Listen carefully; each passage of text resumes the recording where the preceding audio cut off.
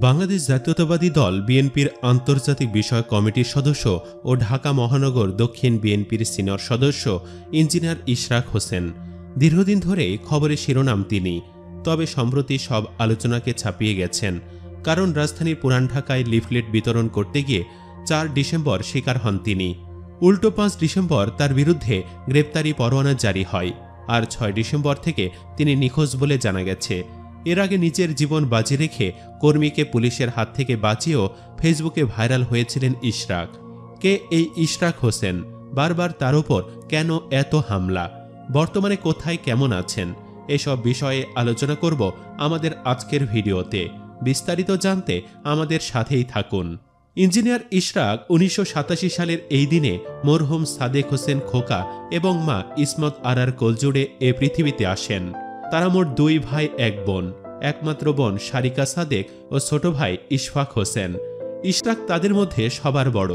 ইশরাকের রাজনীতিতে হাতে খড়ি তার বাবার হাত ধরেই, কেননা তার বাবা ছিলেন মুক্তিযোদ্ধা, বাংলাদেশের একজন রাজনীতিবিদ, সাবেক মন্ত্রী এবং বাংলাদেশের রাজধানী অবিভক্ত ঢাকা সিটি কর্পোরেশনের সর্বশেষ মেয়র। তিনি বাংলাদেশ জাতীয়তাবাদী দলের সহ সভাপতি ছিলেন এবং অবিভক্ত ঢাকার শহর বিএনপির সভাপতি ছিলেন দীর্ঘদিন। ইশরাকের পৈতৃক নিবাস মুন্সিগঞ্জে হলেও রাজধানী ঢাকায় ইশরাকের বেড়ে ওঠা। স্কলাস্টিক স্কুল থেকে ও লেভেল এবং এ লেভেল শেষে তিনি উচ্চশিক্ষার জন্য যুক্তরাজ্যের ইউনিভার্সিটি অব হার্টফোর্ডশায়ারে চলে যান। সেখানে মেকানিক্যাল ইঞ্জিনিয়ারিংয়ে আন্ডার গ্র্যাজুয়েশন এবং মাস্টার শেষ করে বাংলাদেশে ফিরে আসেন। 2011 সালে স্নাতকোত্তর শেষ হওয়ার পরে পারিবারিক ব্যবসায় জড়িত হওয়ার জন্য 2015 সালে ঢাকায় প্রত্যাবর্তন অবধি অভিজ্ঞতা অর্জনের জন্য কয়েকটি স্থানীয় মোটরগাড়ি সংস্থায় কাজ করেন। অবশ্যই তার দেশের বাহিরে ক্যারিয়ার গড়ে তোলার সুযোগ ছিল। তবে যেহেতু ছোটবেলা থেকেই ইশরাক একটি রাজনৈতিক পরিমণ্ডলে বড় হয়েছেন, তাই রাজনীতিকেই বেছে নেন। তার উপলব্ধি ছিল দেশপ্রেম ছাড়া সুষ্ঠু রাজনীতি অসম্ভব। তার বাবা ছিলেন একজন মুক্তিযোদ্ধা, সেটি ইশরাকের কাছে সবচেয়ে বড় পরিচয়। পরিবারের কথা চিন্তা করে এবং গভীর দেশপ্রেম থেকেই তিনি দেশে ফিরে আসেন। তবে রাজনীতি করবেন এমন চিন্তা শুরুতে ছিল না তার, কিন্তু পরে পরিবার ও বাবার নির্দেশে পাশাপাশি দলে যারা সিনিয়র ছিলেন তাদের পরামর্শে রাজনীতি শুরু করেন। যদিও অনেকেই বলেন ইশরাক তরুণ, কিন্তু তার বয়স যখন 4 বছর তখনই তিনি দেখেছেন তার বাবা মন্ত্রী। এরপর বড় হয়ে বাবার নির্বাচনী সব ক্যাম্পেইনে অংশ নিয়েছেন। রাজনীতি আসলে তখন থেকেই বুঝতে শিখেছেন। তাই বয়সে তরুণ হলেও অভিজ্ঞতায় তিনি ছিলেন ভরপুর। 2020 সালে ঢাকা দক্ষিণ সিটি কর্পোরেশন নির্বাচনে মেয়র পদে মনোনয়নপত্র কেনার মধ্যে আনুষ্ঠানিক রাজনীতিতে প্রবেশ করেন ইশরাক। তবে সে সময় তার বয়স নিয়ে বেশ সমালোচনা হয়, কারণ তখন জানা যায় ঢাকা দক্ষিণে বিএনপির স্থায়ী কমিটির সদস্য মির্জা আব্বাসের মতো পরীক্ষিত ও যোগ্য নেতা থাকলেও কেন ইশরাক হোসেনকে মনোনয়ন দেওয়া হলো। এ নিয়ে দলের সিনিয়র নেতাদের মধ্যে অস্বস্তি ও বিভ্রান্তি ছড়িয়ে পড়ে। দলটির অনেক নেতাই তখন বলেন বিএনপির ভারপ্রাপ্ত চেয়ারম্যান তারেক রহমানের মেয়ে জাইমা রহমানের একান্ত আবদার না ফেলতে পেরে ইশরাককে মনোনয়ন দিতে বাধ্য হন তারেক রহমান। অনুসন্ধানে জানা যায় জাইমা রহমান লন্ডনে বার অ্যাট ল পড়ার সময় 2018 সালের সামার সেমিস্টার পড়তে জুন মাসে নিউজিল্যান্ড যান। সে সময় নিজের ব্যবসায়িক কাজে ইশরাক হোসেনও ছিলেন নিউজিল্যান্ডে। দুজনের বাবা বিএনপি নেতা হওয়ায় তাদের মধ্যে বন্ধুত্বপূর্ণ সম্পর্ক তৈরি হয়। মূলত সেখান থেকেই মেয়র পদের জন্য মনোনয়ন পান বলে দাবি দলটির অনেক রাজনীতিবিদের। তারপর 2021 সালে আবারও আলোচনায় আসেন ইশরাক। রাজধানীর জাতীয় প্রেস ক্লাবের সামনে লাঠিপেটায় আহত কর্মীকে পুলিশের কাছ থেকে ছিনিয়ে আনার ভিডিও ফেসবুকে ভাইরাল হয়। এ সময় ইশরাক নিজেও সামান্য আহত হন। পরে ওই ভিডিওটি ইশরাকের ফেসবুক পেজে আপলোড করা হয়। ক্যাপশনে ইশরাক লিখেন, লাঠিচার্জ অথবা কামানের গোলাচার্জ, যেটাই হোক জান থাকতে আমাদের একজন কর্মী সমর্থককেও নিয়ে যেতে দিব না, এটাই হোক আগামী দিনের সংকল্প। এ সময় দলের নেতাকর্মীদের নিকট চরম প্রশংসিত হন এই নেতা। এর মধ্যে বিশেষভাবে গণজাগরণ মঞ্চের সংগঠক বাপ্পা দিত্য বলেন, অনেকদিন পরে আজ বিএনপির কোনো নেতা নেতার মতো ভূমিকা নিলেন। আপনাদের রাজনীতির ঘোরতর বিরোধী আমি, কিন্তু আজ আপনার ভূমিকা নেতার মতো ছিল। শ্রদ্ধেয় সাদেক হোসেন খোকার ছেলের মতো ছিল। এই ঘটনার মধ্যে দিয়ে ইশরাক সারা দেশে জনতার মেয়র হিসাবে পরিচিতি লাভ করেন। খুব অল্প দিনেই জয় করেন ভোটার, কর্মী এবং সাধারণ মানুষের হৃদয়।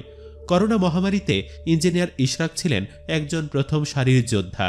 দরিদ্র এবং অসহায় মানুষের কাছে এক আশ্রয়ের ঠিকানা হিসাবেও পরিণত হয়েছিলেন ইশরাক হোসেন।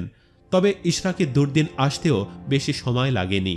দ্রব্যমূল্য ঊর্ধ্বগতির প্রতিবাদে রাজধানীর মতিঝিল এলাকায় লিফলেট বিতরণের সময় 2022 সালের 6 এপ্রিল ইঞ্জিনিয়ার ইশরাক হোসেনকে গ্রেফতার করে পুলিশ। পরে নাশকতার এক পুরনো মামলায় তাকে কারাগারে পাঠানো হয়। এর আগের দিন বেলা 11:30টায় জাতীয়তাবাদী শ্রমিক দল ঢাকা মহানগর দক্ষিণের উদ্যোগে মতিঝিলের শাপলা চত্বর এলাকায় দ্রব্যমূল্য বৃদ্ধির প্রতিবাদে জনসচেতনতামূলক লিফলেট বিতরণ শুরু করেন ইশরাক হোসেন। এ সময় তাকে পুলিশ আটক করে মতিঝিল থানায় নিয়ে যায়। ঢাকা মহানগর পুলিশের মতিঝিল জোনের এডিসি এনামুল হক মিঠু বলেন, ইশরাকের বিরুদ্ধে 2020 সালে গাড়ি পোড়ানোর একটি মামলায় আদালতের গ্রেফতারি পরোয়ানা ছিল, যদিও তিনি সেই মামলা থেকে আগাম জামিনে ছিলেন। এই গ্রেফতারের পর আদালতে ইশরাকের পক্ষে জামিন আবেদন করেছিলেন তার আইনজীবীরা। শুনানি শেষে বিচারক তা নাকচ করে দেন। কিন্তু উচ্চ আদালতে আবেদন করার পর 12 এপ্রিল আবারও জামিন পান।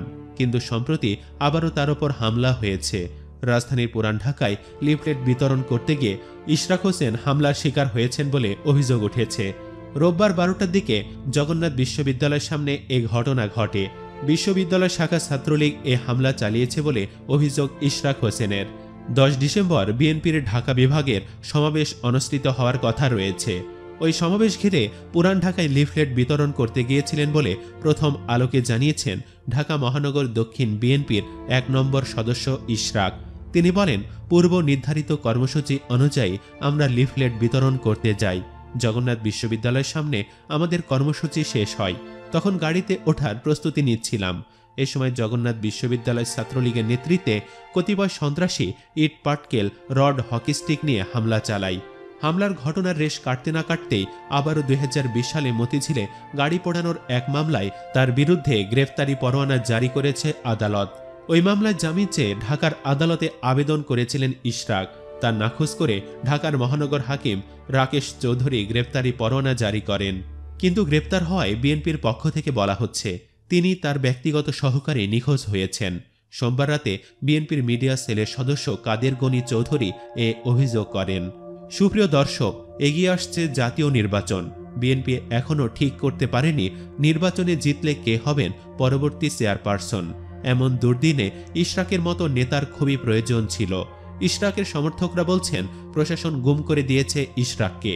আপনারও তাই মনে হলে কমেন্ট বক্সে ইয়েস, না মনে হলে নো লিখে জানিয়ে দিন আপনার মতামত। জানাতে ভুলবেন না নেতা হিসাবে ইশরাককে 10-এ কত মার্ক দিবেন। ভিডিও ভালো লাগলে লাইক এবং শেয়ার করুন। আর আমাদের চ্যানেলটি এখনও সাবস্ক্রাইব না করে থাকলে এখনই সাবস্ক্রাইব করুন। ধন্যবাদ এতক্ষণ সাথে থাকার জন্য।